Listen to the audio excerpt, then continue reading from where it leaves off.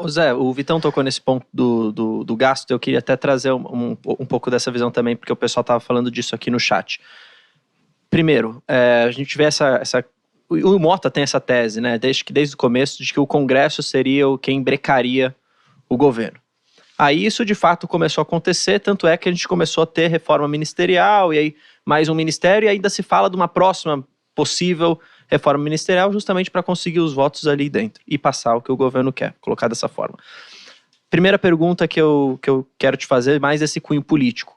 Como que você está enxergando ainda hoje o Congresso? Se é um Congresso que começa a tender para atender os interesses do governo, ou se ele ainda pode ser crível essa barreira que todo mundo fala. E 2, o Haddad acabou, até saiu uma reportagem hoje, que teoricamente tinha sinalizado para o Lira que o governo pensaria em cortar gastos. E aí a pergunta que eu te faço também é mais nesse sentido. O quão crível é isso? O governo conseguir cortar gastos e se isso funcionaria mesmo ou se na verdade é só para tentar dar uma apaziguada? Por que eu estou fazendo isso? Porque acho que a grande preocupação hoje em dia, até dos investidores, é o governo quer gastar, quer aumentar imposto, e isso vai acabar recaindo sobre as empresas, como a gente viu hoje, no caso do fim do JCP. Que vai acabar, pode ter uma contrapartida aqui e ali, mas não vai ser igual, né? Porque senão, de 6 por meia dúzia, não tem por que os caras acabarem. Então, o aumento de imposto vem, isso vai cair nas empresas, depois, enfim, aí repassa para as pessoas, e aí começa toda aquela questão. Como que você vê esse cenário, assim? Vamos começar pelo Congresso. Eu falei um monte de coisa, mas vamos começar pelo Congresso. Vamos começar pelo Congresso. Na verdade, quer dizer, eu acho que tem uma mudança super importante aí, na estrutura de poder entre legislativo e executivo. Semana passada nós estivemos em Brasília, conversando com alguns deputados, e ficou muito claro isso, a gente já tinha isso na cabeça, a gente já tinha até escrito sobre isso algumas vezes, mas depois dessa conversa com os deputados ficou muito claro que houve uma mudança importante no equilíbrio de poder entre legislativo e executivo. Essa mudança começou com a introdução do que a gente chamou aqui de emendas impositivas. Ou seja, foi no último? Pois é, a coisa das emendas impositivas. O que é isso? Desde 2016, 2017, tá certo? As emendas, antes de 2016, 2017, as emendas dos parlamentares no orçamento eram autorizativas. O que significava? Significava que, uma vez votado no orçamento, estava lá a emenda lá no orçamento que é votado agora, o orçamento acabou de ser mandado para o Congresso hoje. Então, está lá as emendas, e antes de 2017, tá certo? As emendas estavam lá, mas quem decidia se ia pagar as emendas ou não era o Executivo. Ou seja, o Executivo era autorizado a pagar as emendas, mas não era obrigado a pagar as emendas. Isso significava que o Executivo usava essas emendas, o pagamento das emendas, como moeda de troca para conseguir voto no Congresso. Tá certo? A partir de 2016, 2017, teve uma reforma constitucional, e nessa reforma constitucional as emendas se tornaram impositivas. O que é isso? Uma vez aprovado o orçamento com a emenda tem que ser paga naquele ano, tá certo? Dentro daquele calendário do orçamento. Então, se a emenda foi aprovada para 2023, ela tem que ser paga em 2023. O que significa isso? Que aquela moeda de troca de pagar a emenda para você votar, tá certo? No projeto do governo, agora o governo pode, na melhor das hipóteses, adiar o pagamento da emenda até o final do ano. O poder de barganha é muito menor do que antes, onde ele podia simplesmente não pagar. Tá certo? E isso mudou o poder o poder relativo entre executivo e legislativo. E esse é um ponto super importante. Acho que uma outra coisa super importante é a questão das redes sociais. O cara faz uma campanha como político para se eleger com determinadas ideias. E aí, quer dizer, chega lá e tal, aí chega lá no Congresso, vota projetos com o oposto daquilo que ele fez a campanha. As redes sociais pegam pesado. Agora é o seguinte, quer dizer, as redes sociais, elas informam exatamente, esse cara aqui fez a campanha dizendo que não ia aumentar imposto e agora está voltando para aumentar imposto. Tem algum problema? E aí milhares de pessoas escutam e tal. No final das contas, o cara acaba não sendo reeleito na eleição seguinte, como aconteceu aí com vários que a gente conhece aí ao longo desse tempo. Então, isso tornou a traição do eleitor muito mais cara. Uhum. Isso significa duas coisas. A primeira coisa importante é o seguinte, é que se você se elegeu defendendo a autonomia do Banco Central e votar contra a autonomia do Banco Central, a probabilidade de você não conseguir se eleger no futuro é muito alta. Isso significa que esse cara não vai votar contra a autonomia do Banco Central. Da mesma forma, se você se elegeu defendendo o marco regulatório de saneamento e depois vota contra o marco, para mudar o marco regulatório de saneamento, as redes sociais vão pegar pesado dizendo, esse cara, se elegeu com essa plataforma e está fazendo o contrário. Então, isso significou o seguinte, o Congresso hoje, tá certo, nesses primeiros 7 meses do governo Lula, resistiu galhardamente a uma série de tentativas de volta atrás das reformas que foram implementadas aí nos últimos 7, 8 anos. A reforma trabalhista, o marco regulatório de saneamento, a reforma da Previdência, a autonomia do Banco Central, tudo isso foi ameaçado pelo governo Lula. Até a Eletrobras. A reestatização da Eletrobras. Tudo isso foi falado pelo governo que ia ser mudado e não foi. Não foi por quê? Porque quando eles mandaram a tentativa de mudar o marco regulatório de saneamento para a Câmara, tá certo? A Câmara foi lá na verdade, o Lula fez um decreto mudando o marco regulatório de saneamento. A Câmara foi lá e fez um outro decreto legislativo cancelando o decreto do Lula, tá certo? E isso é um ponto. Aí o governo percebeu que não dava para fazer isso de jeito nenhum. Então isso é um ponto importante. O que está acontecendo? Isso por quê, né? O que está acontecendo, na verdade? Acontece o seguinte, com essa mudança do poder... do poder relativo de Senado, do Legislativo e do Executivo, o Legislativo ficou relativamente mais forte em relação ao que era no passado.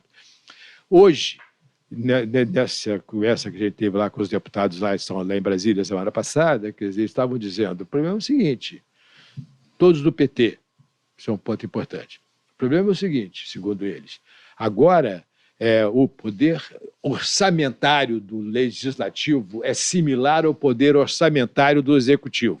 No seguinte sentido, as emendas parlamentares impositivas são alguma coisa em torno de 55 bilhões de reais. O orçamento não obrigatório do governo é alguma coisa em torno de 60 bilhões de reais. Ou seja, é igual. Uhum. Então, os dois poderes têm o mesmo poder. Tá certo? E o presidente da Câmara, o presidente Arthur Lira, ele está negociando uma reforma ministerial com o presidente Lula para aumentar o poder da Câmara, do Legislativo, via tomar conta de ministérios que tenham recursos. Ou seja, ele quer abocanhar o que tem no Executivo. Quer aumentar o poder do Legislativo via ministérios que têm recursos, tá certo? E aí o presidente Lula está empurrando com a barriga. Tem 3 meses que essa reforma está aí e não sai. Segundo esses caras, tá certo? Esses deputados, não sai porque o presidente Lula não quer perder poder ministerial, tá certo? E não quer dar esse poder para o presidente da Câmara. Uhum. Tá? Então, esse é o ponto. Acho que esse é um ponto super importante. Quer dizer, agora tem um preço. Né? Quer dizer, é possível que em algum momento... tem uma coisa interessante que está acontecendo. Você vê o seguinte, todos os ministros do governo, tá certo? Ou são do PT, ou são nordestinos. Ou o PSB, né? Que está junto, né? Não, tá igual. Tá igual. Ou são nordestinos, tá certo? Porque é difícil para um deputado do sul do Brasil ser ministro do governo Lula, porque o PT tem... pouco poder no sul. Exatamente. Tá certo? Que o risco de perder a eleição, a próxima eleição, é muito alto. Enquanto que no Nordeste, 70% da população votou no Lula. Então, é curioso, mas basta olhar lá o ministério, tá certo? Quem é que está sendo... quem é que está sendo candidato a se tornar ministro agora? Os dois, que são um é de Pernambuco e o outro também é nordestino, não me lembro de qual estado, mas também é nordestino. Tanto um quanto o outro são nordestinos. Ou seja, você está concentrando o governo em políticos do Nordeste, que é onde o presidente Lula tem mais votos. Uhum. tá certo? E isso tem a ver com essa coisa aí. Então, eu acho o seguinte, eu acho que efetivamente existe uma mudança no equilíbrio de poder entre legislativo e executivo. O legislativo hoje tem muito mais força do que tinha 20 anos atrás, tá certo? E consegue resistir à pressão. Acho que esse é um ponto super importante. Qual é a outra pergunta? Pô, até eu esqueci que eu tinha falado da outra pergunta. Eu vou complementar a segunda parte da pergunta. Ele estava falando em relação a mexer na economia, né? Onde que você consegue aumentar gasto, aumentar a arrecadação. Ele perguntou de aumento de arrecadação, né? Onde que dá para tirar... Não, eu coloquei a fala do Haddad, né? A matéria hoje que o Haddad sinalizou supostamente para o Lira que o governo estava pensando em agora vamos cortar gasto então. E Exatamente. quanto que isso é factível ou não. E de fato se isso realmente acontece. Porque até agora o que a gente só viu foi aumento de imposto. Aí eu quero complementar a pergunta dele. Assim, aparentemente, aumentar a arrecadação já é difícil. É o que você falou, pote de ouro que todo mundo enxerga e não consegue tocar, né? E ele mencionou cortar gasto. Aonde que dá para cortar gasto? E onde que o governo talvez abriria a mão para poder fazer com que, no final das contas, a gente caminhe para o que eles planejaram, né? Que é o novo teto de gasto, né? O novo arcabouço fiscal. Não, tem uma coisa, tem um lugar óbvio. Vamos ver o que está acontecendo, tá certo? O presidente da Câmara, o deputado Arthur Lira, ele foi um protagonista importante na aprovação da reforma tributária na Câmara. A reforma tributária foi aprovada na Câmara com todos os problemas, tá certo? Ele não vai discutir que a reforma tributária tem 1000 problemas, mas foi aprovada. O deputado Arthur Lira foi super importante na aprovação dessa reforma. Essa reforma foi para o Senado e agora o protagonismo está com o presidente do Senado, Rodrigo Pacheco, tá certo? O presidente da Câmara agora está na sombra. O que ele fez? Ele falou, a prioridade agora é a reforma administrativa, porque não dá mais para aumentar imposto. Como a gente não consegue mais aumentar imposto e aumentar a receita, tem que diminuir despesa. Onde é que pode diminuir despesa? Fazendo uma reforma administrativa. Ele já falou isso mais de 3 vezes depois que aprovou a reforma tributária. É o que eu acho bem surpreendente, inclusive. O que você acha surpreendente? Do Arthur Lira. Do Arthur Lira. Não. Mas esse é que é o ponto. Ele quer ter o protagonismo de uma nova reforma. E ele sabe que ele pode tentar fazer, independentemente de se vai aprovar ou não, como é que é. Mas você perguntou onde cortar gasto. Aí tem corte de gasto. Esse é o ponto. E ele já percebeu. Tá certo? Ele já percebeu. Vai ser difícil aumentar imposto, tem que cortar gasto. Agora, para o PT... É o pior dos mundos, porque o PT, tudo que ele não quer é fazer uma reforma administrativa, tá certo? Então, além de ser uma coisa de manter algum protagonismo na discussão política, ele está também enfrentando o presidente Lula. Tá que teoricamente é o maior adversário dele hoje, né? Teoricamente é o maior adversário teoricamente dele não, né? Acho que na realidade... E ele fica ali, os dois ficam ali, quer dizer, tentando barrar o outro, tá certo? Esse é o jogo nesse momento, tá? Que é um jogo muito bonito, na verdade, você percebe, politicamente falando, é um jogo... É importante, né, para o país você ter essa...